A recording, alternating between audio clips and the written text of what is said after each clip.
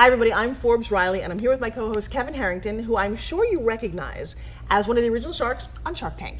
And we've seen Forbes on TV for many years as a fitness celebrity as well as a TV show host. Great to be here with you today, Forbes. Yeah, absolutely. Yeah. You know, I'm always looking for the outstanding female role models in the world, and today our guest is unbelievable.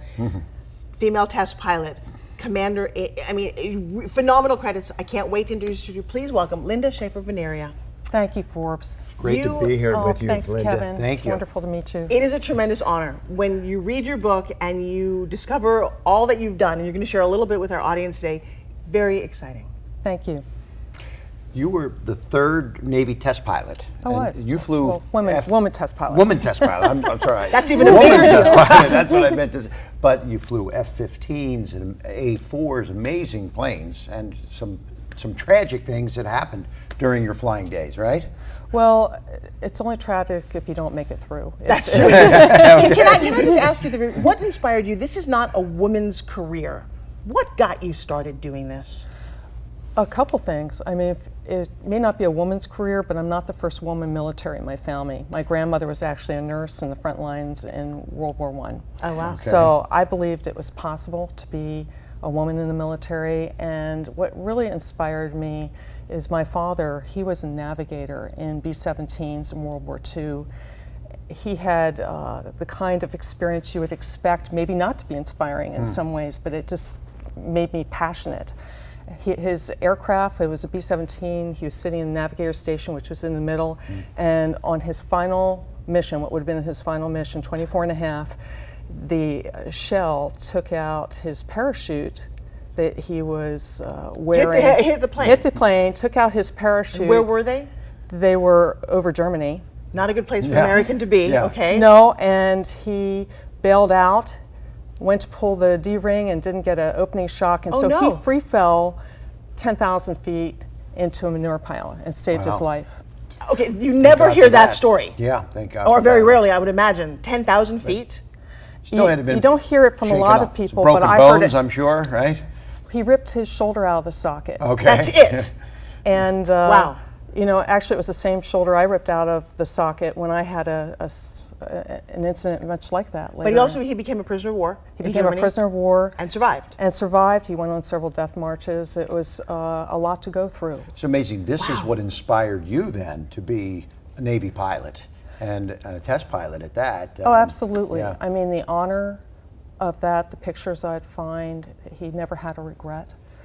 So it's that whole thing of it's really a calling to come to participate. I read the amazing part of this. You were in a plane that was actually going to the ground and 600 miles an hour, and you had to eject. It was one of those situations. I was in A4.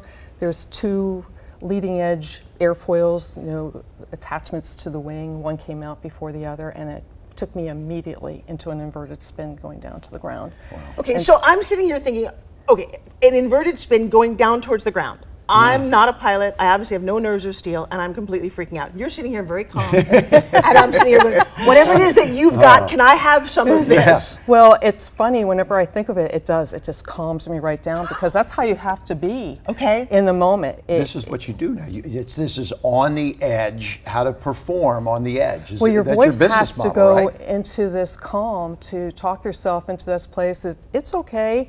It'll all be right. And my father, what taught me with my father's incident is that the impossible is possible. Walking testament. So finish the story, because I'm actually like a roller coaster on the edge of my seat. You're going down in this, and you have to eject at that moment? I did, and then the unthinkable happens. What? I go to initiate the ejection, and I'm still there. Oh no, oh no, okay. The button didn't work, huh? What next? Yes? Well, I was hanging from the seat, plastered against the canopy, and so, I had to really force myself. It's a time to take command of what your future is going to be. If it's 2.5 seconds, that's your future. Okay. And I basically remembered something, and I took my arm and I ripped it backwards, and I got the straightest pull I could on the ejection seat, because when you have one more opportunity left, you better make it a good one that's going to work. Now, I will share something because I just saw a documentary that most people in a dangerous situation, whether it's a fire or an earthquake, the worst thing you can do is paralyze and freeze, and those people die. They do. It's the ones who take action. So you pull this thing and you finally get ejected? Well, you have to take right action. Yes. And the biggest learning, and it impacts so many of my clients because I take them to this situation, I find that, of the 1,000 leaders that I've coached, that 99% of them practically don't even take 2 minutes a day to focus on how they're driving their own thinking. That's just incredible to me. I would think it would be incredible to both of you, Yes. knowing what's going on. And I take them back to my situation and I go, well, what if you were going down an aircraft and you had 2.5 seconds to live? Would you take an instant there? Or would you just keep doing what you're doing? I said, let me explain to you what a half a second can do for you. Right. Oh my God, I just got This is chills. amazing. So And when I do that, there's like no excuse on why they can't take 2 minutes to go when forward. you've been to the edge like that, this has given you this power to create your own program now that you now are teaching to over 1,000 CEOs, executives, military even, correct? You're across many- government, international, right?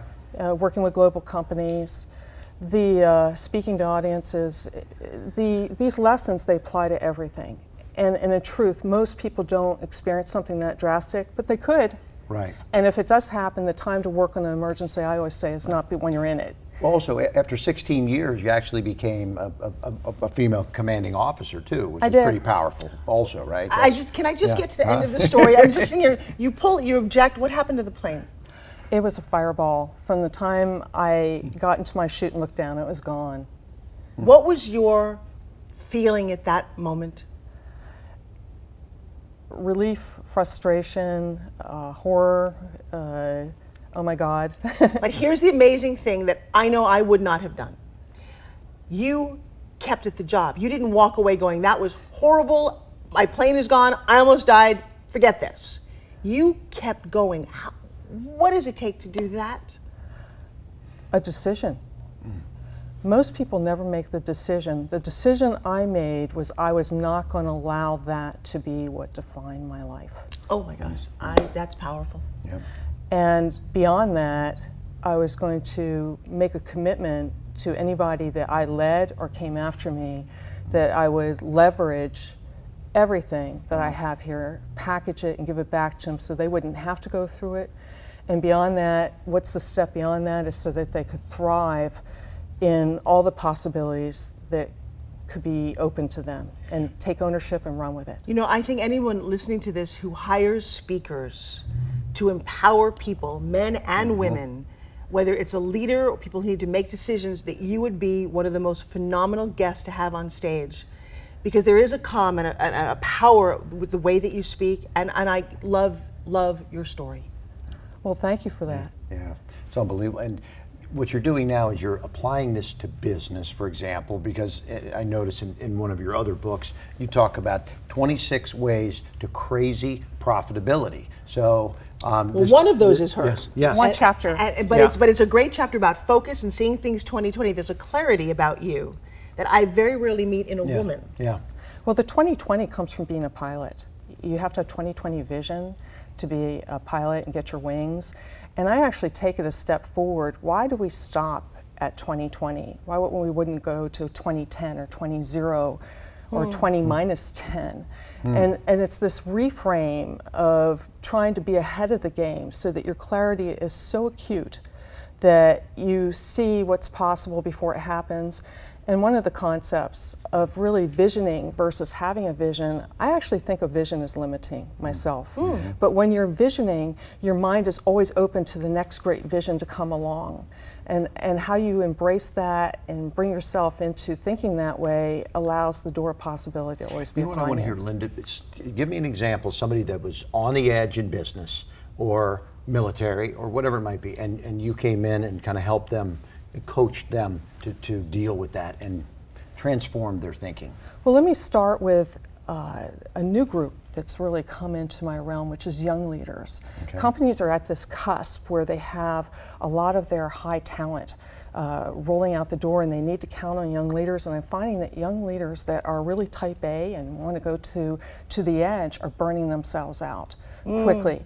And what they have valued from my experience is the chance to understand how to pace yourself, how to see how you fit in the game. And so what they get is the freedom of realizing that they can take on a next position and really thrive in it. What the company gets is to keep their talent, not lose it because somebody wants to leave, and they get a high-end game. Another example, this whole realm of 24/7 globally, companies are experiencing, trying to focus in the regional realm, trying to focus in the international realm, getting their processes globalized, and they're all in tension with one another to such a degree that these mindsets are fighting.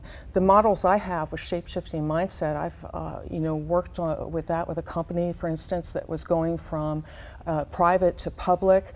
And you can't afford to have that kind of tension in the atmosphere. And it allows folks to be very seamless in how they're engaging behaviorally day to day, which was where it counts the most because the strategy is enacted in the moment. That's great. Would you say that your 2020 focus is something that when you come into a company, you can laser see the issues quickly and truly help them change effectively? Yeah, absolutely. Yeah. It's one of the feedbacks I most often get from my clients is that you have a clarity that I haven't seen, and you make me understand my own thinking. You can actually share it back to me so I understand it and can repeat it. Well, I would imagine there's a struggling company out there, and I would love you, because I love your book, Plotting the Edge. I love the title of it and everything about it. I'd love you to look directly at them and just tell them the value, because they don't know you exist, what you can bring to the company right there. Well, there's 80 concepts in here. And this was just the beginning. There's so many more that I've created in terms of models and content and context and skills that can be enacted one by one. So you can actually start with something and see the value, which creates a hunger where somebody wants to take a step further. And what that offers is a chance to be disciplined and on a journey where your company can become more edge and more edge and more edge. So innovation, possibility are something that start to, what I call, ooze out of your pores, because that's where you really want it to happen.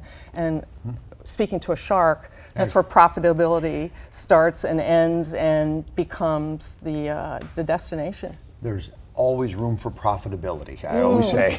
Well, you also speak, because as I sit here and I read your book and I love your story. I have a 12-year-old daughter who literally walks around saying she's going to be the first female president of the United States. She may or may not. We will see how that happens. But I love that sense of drive, and we're looking for strong, grounded female role models, and I'll tell you what, they're hard to find. Well, thank you for that. And one piece of advice I have for your daughter is I knew I wanted to fly when I was 5 years old, and my first flight in any aircraft whatsoever was when I was 21 years old. Oh, wow. It was exactly how I envisioned it. It was my passion before, after, and during. And so for her, just stay the distance. Well, one of the things is I actually got my pilot's license at 16 for a private pilot because my dad loved that, and I didn't stick with it after his partner crashed the plane into a parking lot. And the reason I think I'm so connected is I walked away and said, I'm never doing that again. It freaked me out. So I honor what you went through, and I'm amazed. And I think anyone who's lucky enough to hear your story from you and then work with you is lucky enough. I really do. I think it's an honor. Thank you so much. Well, it was in your blood. Your grandmother, World War I, your father, World War II, yourself, a Navy test pilot, and this amazing commanding officer. It's such a pleasure to have you here today and sharing some of your insight to help build a successful business. Thank you. Thank you so much. Forbes, Kevin, pleasure's mine. Thank you, Linda. Thank you. Great.